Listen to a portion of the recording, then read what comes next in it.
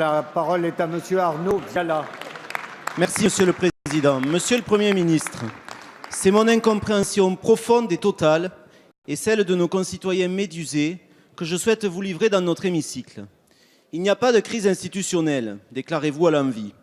Juste un Premier ministre qui veut se porter candidat à la présidentielle contre son président de la République.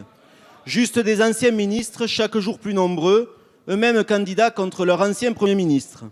Juste un président de l'Assemblée nationale qui enjoint son Premier ministre à se porter candidat contre son président. Mais à part ça, pas de crise institutionnelle. Nous y croyons tous. Vous en oubliez même que nous sommes en état d'urgence. Et vous avez vous-même annoncé que nous le resterions. Que nos policiers exténués ont battu le pavé pour vous crier leurs besoins de considération et leurs difficultés d'exercice de leur mission. Que l'ensemble des forces de sécurité vous attendent. Et que reçoivent-ils de votre part? Le 10 novembre dernier, une circulaire des procureurs aux commissaires de police, les obligeant à appliquer 5 jours après des mesures archi-favorables aux prévenus dans toutes les procédures, des lourdeurs insupportables dans les enquêtes, des retranscriptions que leurs logiciels ne permettent même pas, sans parler du scandale des dysfonctionnements des systèmes d'écoute téléphonique. Alors me direz-vous, il s'agit de l'Europe? Non. Le Premier ministre d'un pays que le terrorisme a frappé si durement ne peut pas se contenter de transposer des décisions technocratiques abscondes. Il doit les infléchir et, à minima, comme 20 pays européens l'ont fait, en différer sine die l'application. Ma question est simple, Monsieur le Premier ministre.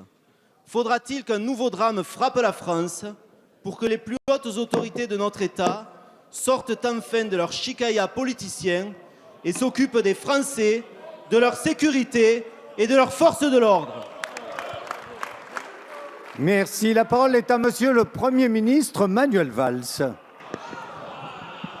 Monsieur le député, la première partie de votre question était plaisante à entendre.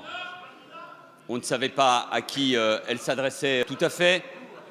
Le président de l'Assemblée nationale ne pouvant pas répondre, je me préparais, je me dévouais pour vous répondre. Mais honnêtement, la fin de votre question me pose un vrai problème.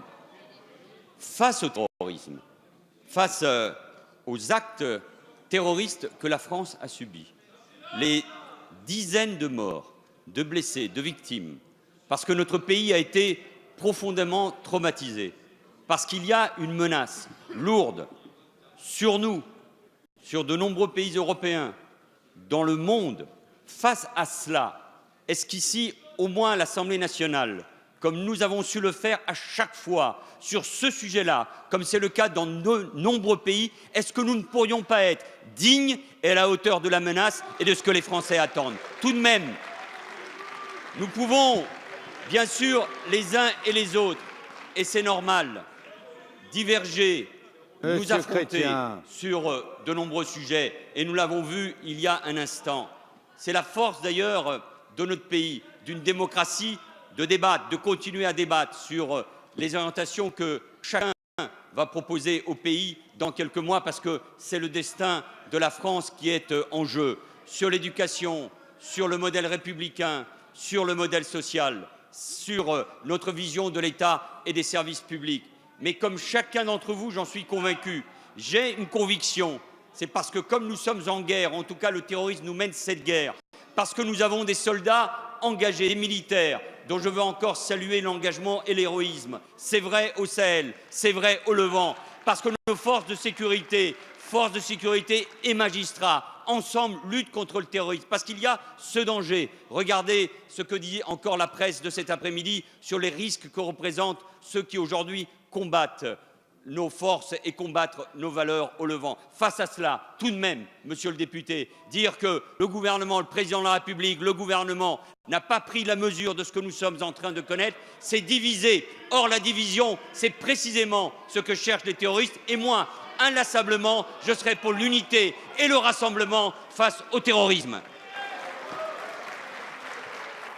Merci, Monsieur le Premier ministre.